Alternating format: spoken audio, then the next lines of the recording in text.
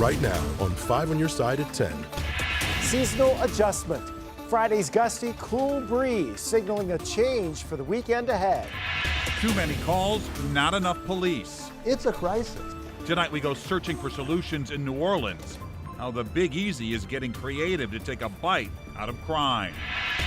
Our top story, a small Missouri town demanding answers. I want clean water for my family. The contamination concerns leaving them without water for more than a week. The water in the town of Silx was cut off last week after unsafe levels of carcinogens were detected. Good evening, I'm Mike Bush, and Allred has the night off. Silx is about 70 miles northeast of St. Louis in Lincoln County. Our Robert Townsend was there tonight as residents got to air their concerns to state and federal officials.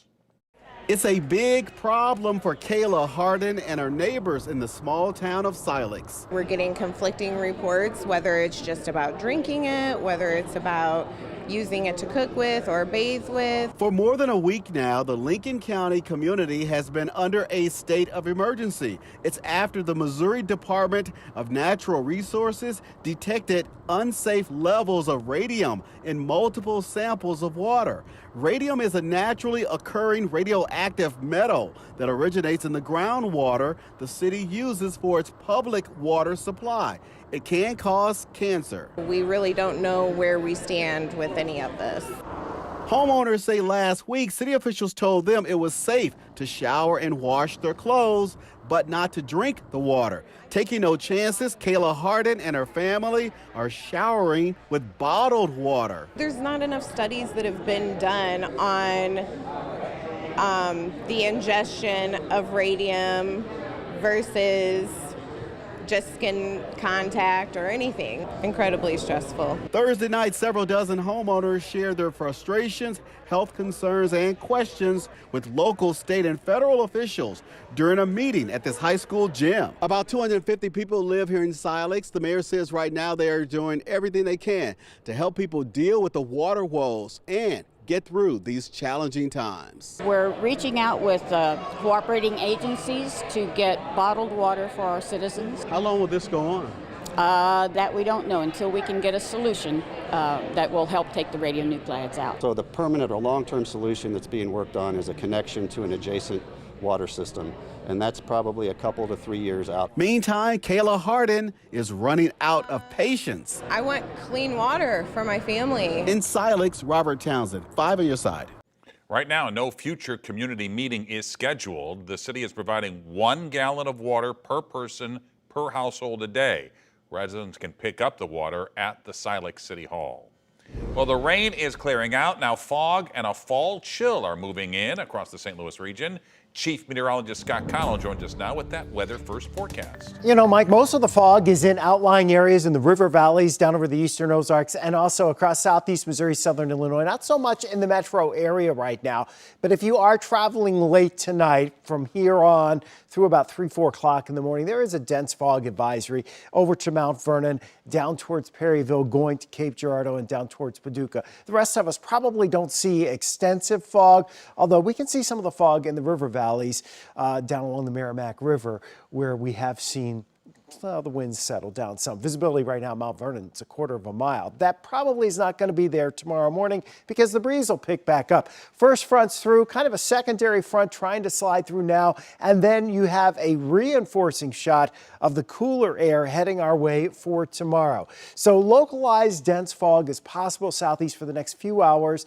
Then the gusty winds, chilly weather for Friday. And while we start with sunshine tomorrow in St. Louis, by lunchtime into the afternoon, there's going to be about a 3-4 hour window where it's mainly cloudy, might even sprinkle on us along with those gusty winds. And then the weekend is bright and dry, but boy, is it chilly. More on that in a few minutes, Mike. All right, Scott. New tonight, Alton Police and the State Fire Marshal are investigating a deadly house fire. The fire broke out around 9 last night in the 2300 block of Sunset Avenue. Firefighters found a man dead inside. The cause of death and the cause of the fire are still under investigation. Anyone with information is asked to call police. A former tenant is now charged, accused of setting a fire that destroyed several businesses attached to his old apartment building. The fire broke out early Tuesday morning on Washington Avenue. No one was hurt. Prosecutors charged William Jacobson with aggravated arson. According to court documents, he was recently evicted and had threatened to burn down the building. Jacobson denies starting the fire on purpose, claiming he was using meth and hearing voices. Prosecutors are now offering a plea deal to a man accused of killing a teenager outside Ted Drew's. But Jacob Adler told the judge today he won't accept the deal that could have him out of prison in 120 days. He asked for a trial date instead. Police say Adler drove off after he hit 17-year-old Matthew Nicolai as the teen crossed Chippewa last summer. Tonight, a man accused of firing 4 shots into a Webster Groves home, hitting a woman inside, is out of jail. The shooting happened Monday night in the 300 block of Tuxedo. The woman was hit in the arm. Police say when they arrested the man, they found a gun and several hundred rounds of ammunition, but prosecutors say right now there isn't enough evidence to charge him with a crime. Happening in just 2 days, you can show your support to area first responders. A local motorcycle club is calling on the public to join them in a massive fundraiser for the Captain David Dorne Foundation. Our Brent Solomon joins us now with what you need to know. Hey there, Mike. Today I caught up with Anne Marie Dorne. She's the widow of a retired police chief whose murder in June of 2020 during a night of riots and looting captured national attention. Her mission since then, give back to all first responders. And this weekend, one group is making that easier.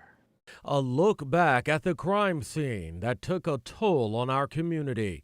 Former St. Louis police captain and Moline Acres police chief David Dorne shot and killed responding to looters outside of Lee's Pawn and Jewelry.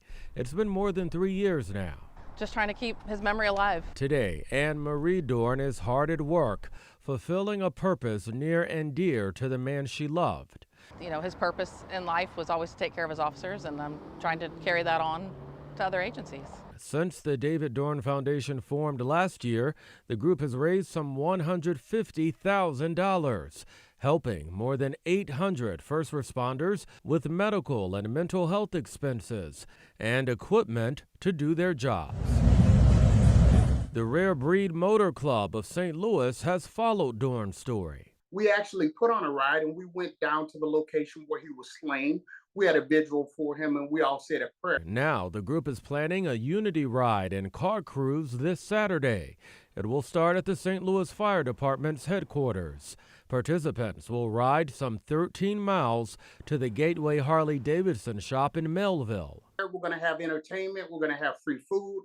We're going to have a 50-50 raffle and some games. It doesn't matter if you ride a motorcycle or ride a bike or drive a car.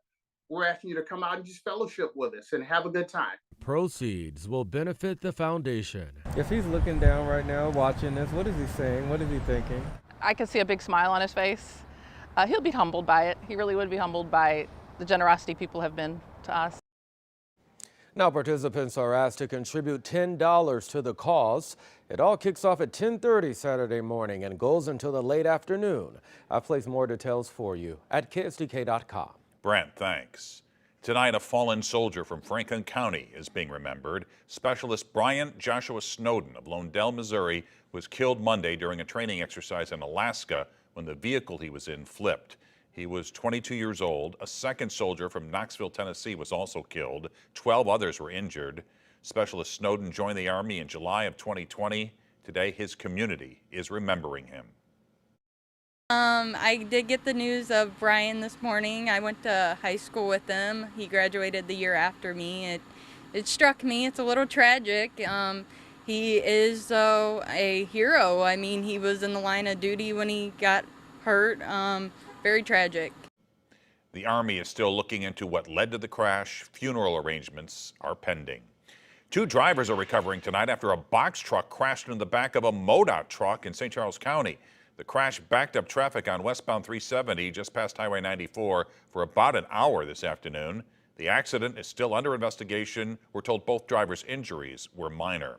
Changes are coming to the St. Louis City Justice Center after 3 inmate deaths since last July.